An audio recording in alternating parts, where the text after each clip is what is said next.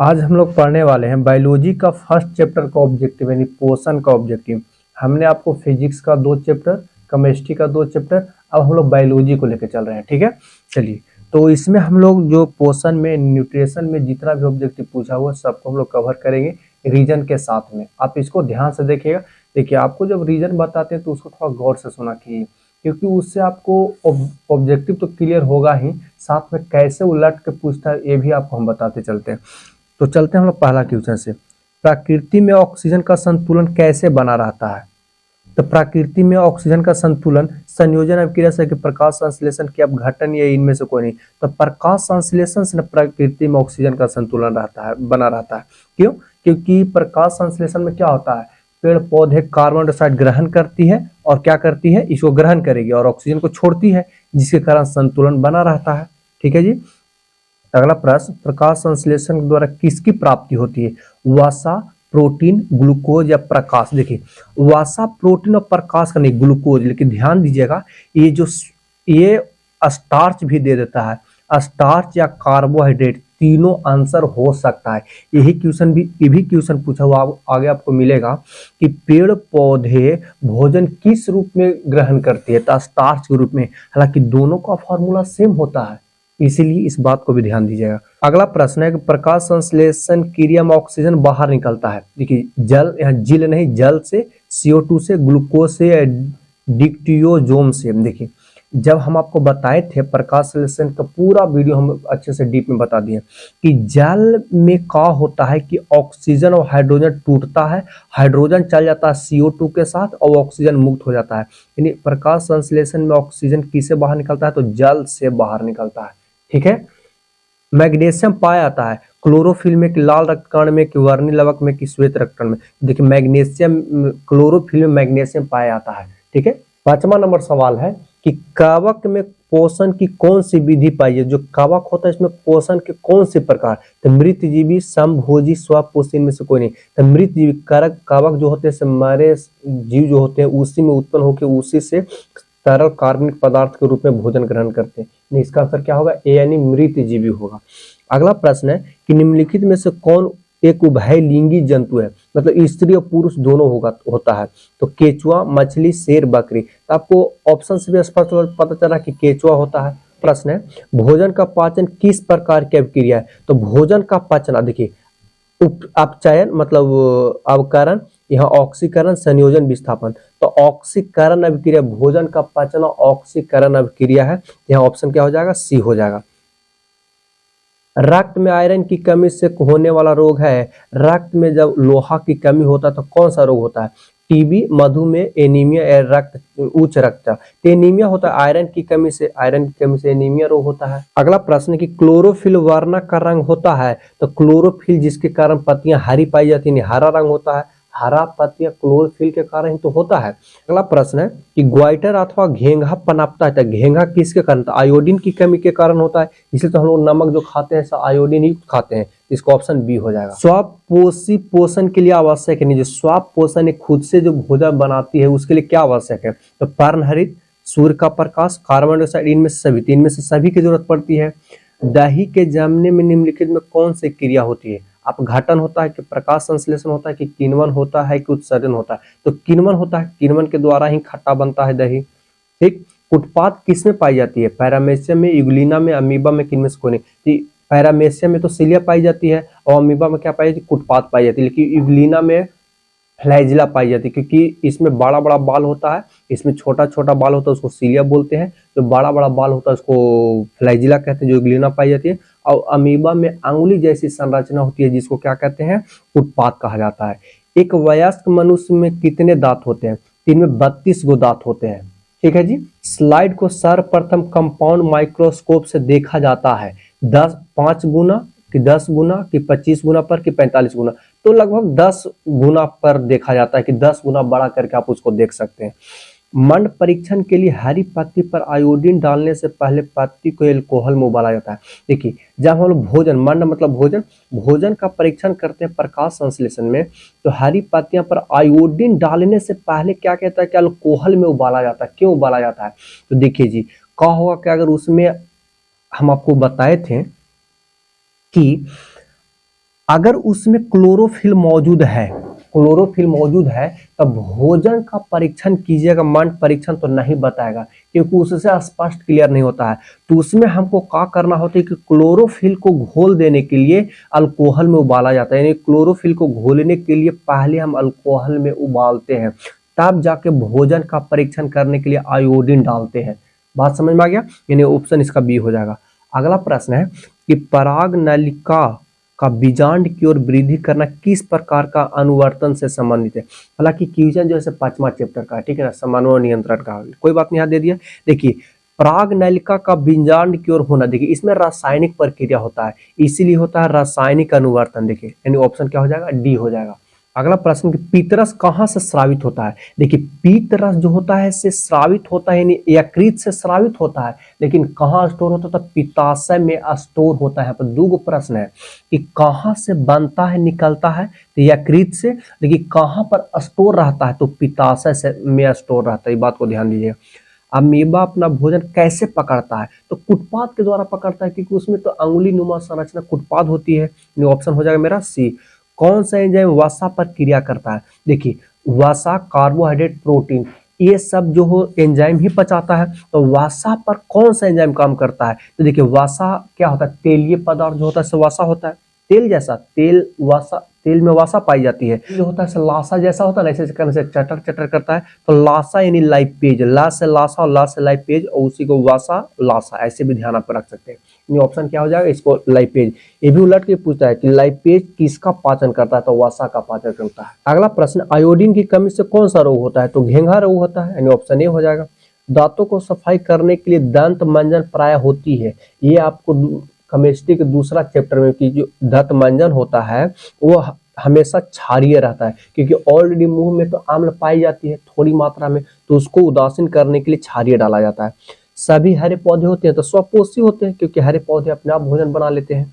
अगला प्रश्न है, किसकी उपस्थिति के कारण पौधे का रंग हरा होता है, तो हरा क्लोरोफिल के कारण होता है, क्लोरोप्लास्ट में क्लोरोफिल पाई जाती है। हाइड्रा में क्या पाई जाती है, देखिए हाइड्रा एक, जैसे मानव के अलावा, मतलब जंतुओं के अलावा, हाइड्रा एक ऐसा सूक्ष्म जीव है जिसमें तंत्रिका कोशिका पाई जाती है। बहुत इंपॉर्टेंट क्वेश्चन है कि हाइड्रा में तंत्रिका कोशिका पाई जाती है, ठीक है। अब ग्लूकोज का रासायनिक सूत्र कौन, तो ग्लूकोज का रासायनिक सूत्र C6H12O6, यानी ऑप्शन क्या हो जाएगा, मेरा सी हो जाएगा। क्वेश्चन है कि अमीबा में अधिकांश पोषण कैसे होता है, तो देखिए अमीबा में ना 3 प्रक्रिया द्वारा पोषण होता है, पाचन, अंतर्ग्रहण और बहिष्करण द्वारा। तो इसमें ऑप्शन देख रहे हैं कि अंतर्ग्रहण है, तो ऑप्शन बी हो जाएगा। प्रकाश संश्लेषण की क्रिया होती है कवकों में, जंतुओं में, हरे पौधे में, परजीवियों में। देखिए ध्यान दीजिएगा, अगर ऑप्शन में थोड़ा ऐसा कर देखिए पौधों में या हरे पौधों में, तो हरे पौधा में प्रकाश संश्लेषण होता है। दांत की ऊपरी परत को क्या कहते हैं, देखिए दांत की ऊपरी परत में ध्यान दीजिए, दांत के 2 भाग होता है, एक बाहरी वाला परत, एक अंदर वाला परत होता है। देखिए कितना अच्छा रहता है यार, इन मतलब अंदर होता है ना, तो इनामेल, एगो की इनामेल बोलते हैं, एगो के डेंटाइन बोलते हैं। इन मतलब अंदर, अंदर वाला भाग को नहीं, गलत बात है, उल्टी ध्यान रखिएगा। इन मतलब अंदर होता है, लेकिन बाहरी भाग को क्या कहते हैं, इनामेल कहते हैं। तो वही कह रहा है कि दांत की ऊपरी परत को क्या कहते हैं, तो इनामेल, क्योंकि बाहरी भाग, इन मतलब अंदर, उल्टी हमको ध्यान रखना। देखिए एक चीज आपको इससे विडंबना बताते हैं, आजकल लोगों को ना दांत साफ करवाने के लिए जाते हैं, ठीक है, मेडिकल में कि हमको दांत साफ करवा दीजिए। वो होता क्या है, जैसे दांत है ना, मान लीजिए के दांत है, अब उसमें एक मशीन रखे रहता है जो मोटर के द्वारा घूमते रहता है और कुछ केमिकल डाल करके बाहरी परत को साफ कर देता है। अब बाहरी परत जो हमारे शरीर का सबसे कठोर भाग होता है इनामेल, उसको धीरे धीरे धीरे करके निकालता है। अब सोचिए यारवा, इसको निकालने के बाद अंदर बचता है कुछ डेंटाइन बचता है। अभी बहुत कमजोर भाग होता है, जब ये आपका कमजोर हो जाएगा तो अंदर आप जब खाइएगा तो बहुत दर्द फील होगा। इसीलिए कभी भी अपने घरों में ना कोई भी स्थिति हो जाए, दांत साफ नहीं करवाना है।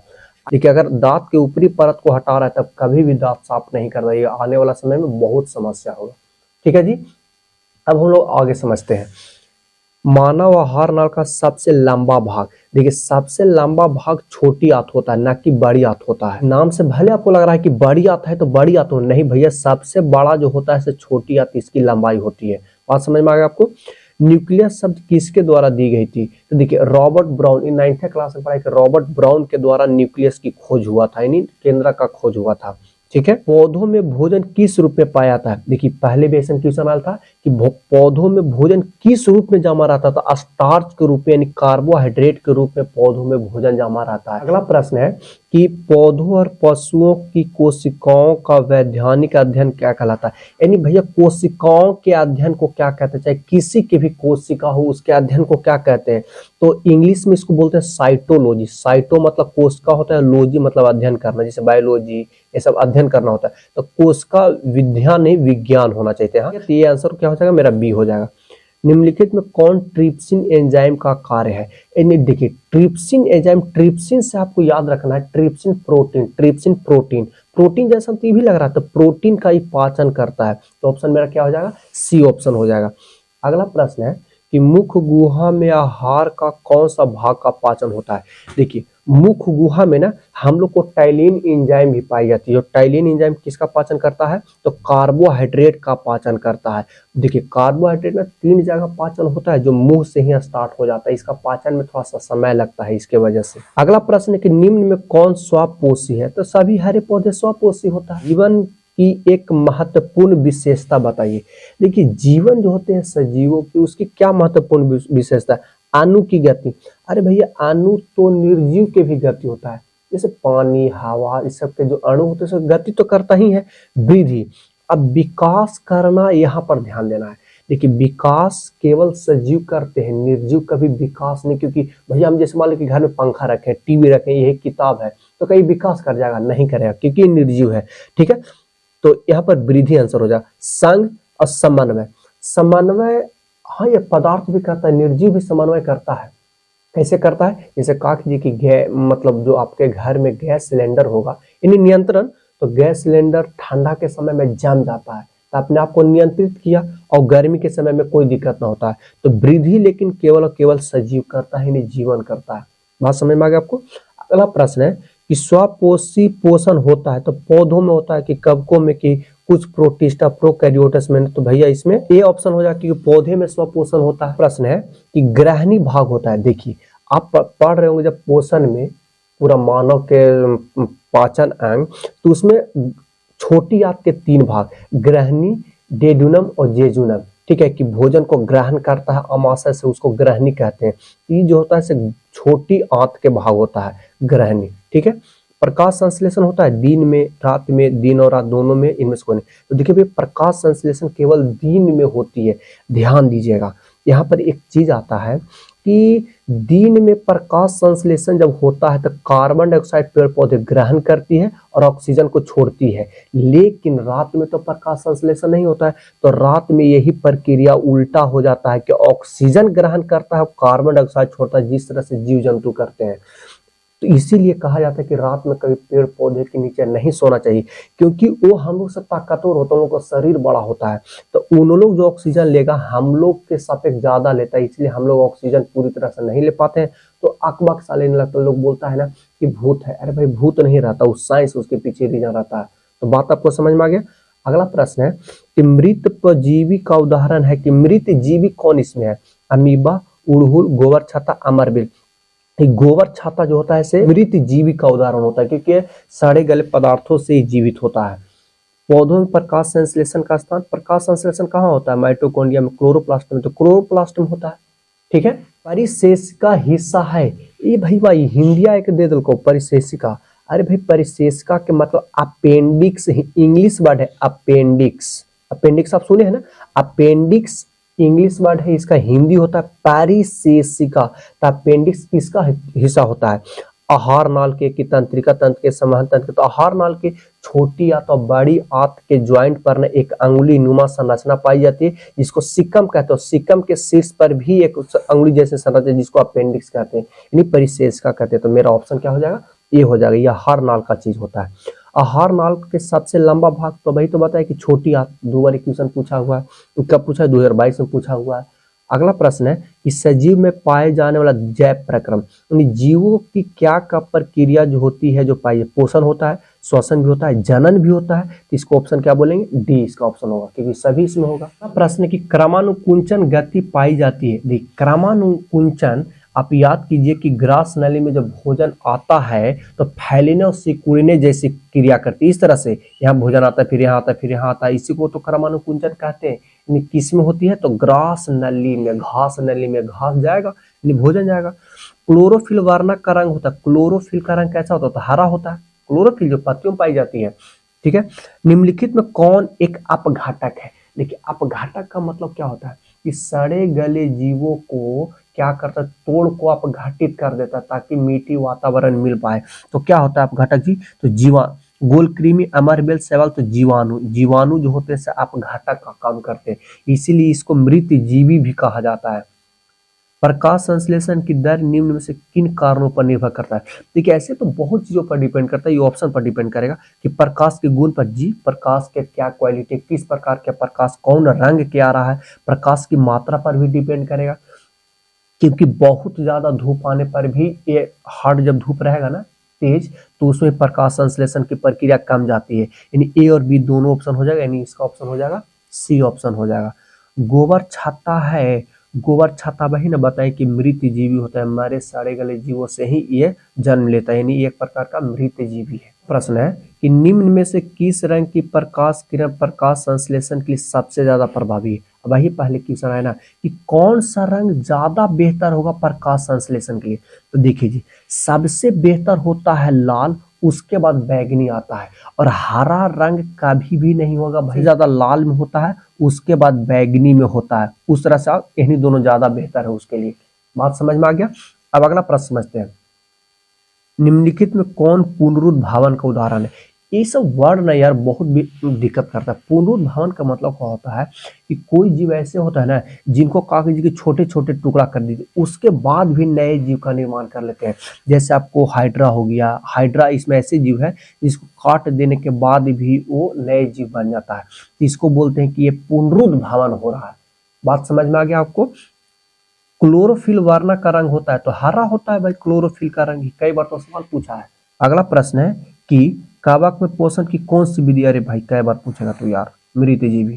ठीक है, प्रकाश संश्लेषण की प्रकाश अभिक्रिया होती है, हाँ बहुत इंपॉर्टेंट क्वेश्चन है और बहुत भाई। देखिए प्रकाश संश्लेषण तो जानते हैं कि क्लोरोफिल में होता है, और क्लोरोफिल के अंदर भी नहीं यार दो गो भाग होता है, एक रहता है चपटा चपटा थैली जैसा और एक खाली भाग रहता है। जो चपटा चपटा थैली जैसा रहता है उसको बोलते हैं ग्राना, और जिसमें खाली भाग रहता है उसको बोलते हैं एस्ट्रोमा। ठीक, आपको यहाँ पर हम सुन के आप लिखिएगा ना, ग्राना एंड एस्ट्रोमा, आपको दिख रहा एस्ट्रोमा। अब ग्राना जो होता है ऐसे सोचो ना कि ढोलक, ढोलक रहेगा तब ना गाना बजेगा। ये चपटी चपटी प्लेट जैसी जो संरचना होती है उसको बोलते हैं ग्राना। ठीक, और स्ट्रोमा का बोलते हैं जो बीच में खाली जगह रहता है जिसमें चिपचिपा पदार्थ पाई जाती है उसी को बोलते हैं स्ट्रोमा। अब देखिए गाना कब बजेगा? जब लाइट आएगा, लाइट आएगा तो ढोलक बजेगा, बाजा बजेगा तो गाना बजेगा। यानी ग्राना में प्रकाशीय अभिक्रिया होती है और स्ट्रोमा में अप्रकाशीय, मतलब जब लाइट जो आता है उसमें कौन किस में होगा तो ग्राना में होता है। तो वही कह रहा था कि प्रकाश अभिक्रिया किस में होती है, होगा तो क्लोरोप्लास्ट में ही, लेकिन स्ट्रोमा में कि ग्राना में? तब प्रकाशीय अभिक्रिया यानी लाइट आ गया तब गाना बजेगा, यानी ग्राना में होगा। लाइट नहीं आया तो गाना नहीं बजेगा, यानी स्ट्रोमा में होगा। बात समझ में आ गया? देखते हैं कि कृमि रूप परिशेषिका, अरे भैया कोई परिशेषिका है, परिशेषिका किसका होता है तो आहार नल का यानी पाचन तंत्र का हिस्सा होता है। देखिए आहार नल ना देकर के पाचन तंत्र भी दे सकता है। ठीक है, प्रकाश की ओर प्रहोर की गति करना, प्रकाश की ओर गति करना किसका उदाहरण है तो प्रकाशानुवर्तनी का उदाहरण है, प्रकाश की ओर गति करता है तो। ठीक है जी, किससे बचने के लिए आयोडीन युक्त नमक की सलाह दीजिए? तो घेंघा रोग से बचने के लिए। ठीक है, अगला प्रश्न, निम्नलिखित में कौन गुरुत्वानुवर्तन का उदाहरण है? तो गुरुत्व की ओर जाता है उसको गुरुत्वानुवर्तन, तब फल नहीं, फूल भी नहीं, जड़, जड़ गुरुत्वाकर्षण की ओर जाता है, मिट्टी की ओर जाता है, इसका ऑप्शन बी हो गया। यानी सोचिए अभी तक 59 से 60 को सवाल पूछा है, यानी बहुत इंपॉर्टेंट है। आप इसको अगर ध्यान से पढ़ लीजिएगा तो हम आपको दावा करते हैं कि 80 से 90% आपको तो बताइए कि पहले यार कितना बार वीडियो में बतिया बोलते रहे कि बिहार बोर्ड 80 से 90% क्वेश्चन को रिपीट करती है, 10 से 15-20% क्वेश्चन जो होता है से आपको अलग क्वेश्चन डालता है। तो क्वेश्चन बैंक यानी जितना हम ऑब्जेक्टिव आपको बता रहे हैं अगर ध्यान से उसको देख लीजिएगा ना तो आपको ऑब्जेक्टिव में कोई दिक्कत नहीं होगा। ठीक है, अब हम लोग मिलेंगे अगला चैप्टर में, बायोलॉजी का सेकेंड चैप्टर।